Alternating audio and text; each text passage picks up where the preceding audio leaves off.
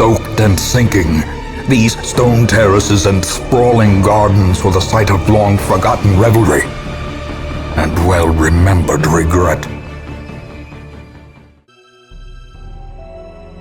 The courtyard and gardens surrounding the manor were once a point of pride for the diligent custodians I employed.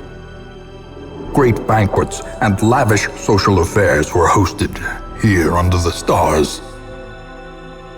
Despite the expectation of propriety normally ascribed to those in our position, we mocked the stoic melancholy of the moss-covered fountains and cherubic statues, our salacious trysts half hidden in the hedgerows, our morality slipping ever deeper into the mud.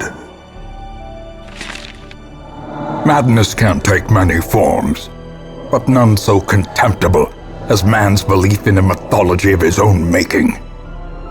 A worldview buttressed by dogmatic desperation invariably leads to single-minded fanaticism and a need to do terrible things in the name of righteousness. This man is an animal, rabid, destructive, and incapable of nuanced understanding. He must be put down. They would arrive in teeming hordes, adorned in powdered wigs and pretension, seeking to slake their thirst on wine and indecency.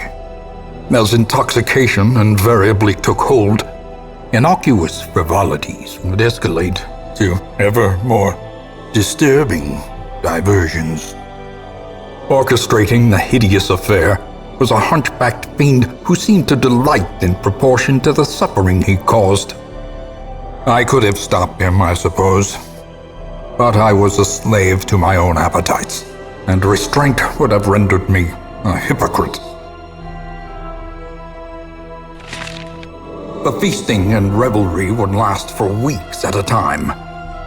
Great stone tables were set with such an abundance of rare delicacies that we would stuff ourselves until the exotic became mundane.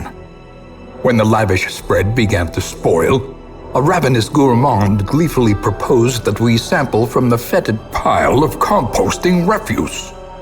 The notion was dismissed as decidedly unhealthy. But days later, he was found cackling madly atop a heap of rancid comestibles, licking his fingers in delight. In those younger years, my home was a hive of unbridled hedonism.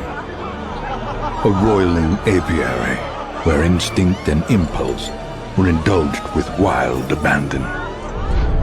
A bewitching predator slipped in amidst the swarm of tittering sycophants.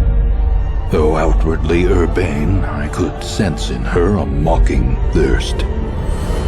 Driven half-mad by cloying vulgarity, I plotted to rid myself of this lurking threat in a grand display of sadistic sport.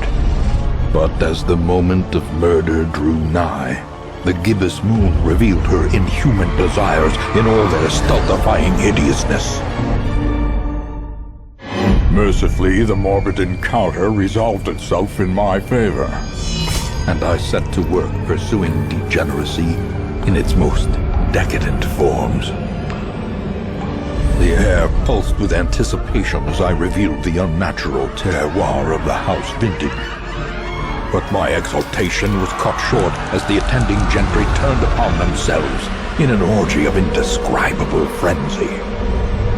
A single drop of that forbidden tannin gifted me with a dizzying glimpse of the hibernating horror beneath my feet, and in that moment, I understood the terrible truth of the world. I stood reborn, molded by newfound knowledge, my head throbbing to the growing wine of winged vermin come to drink the tainted blood of the darkest dungeon.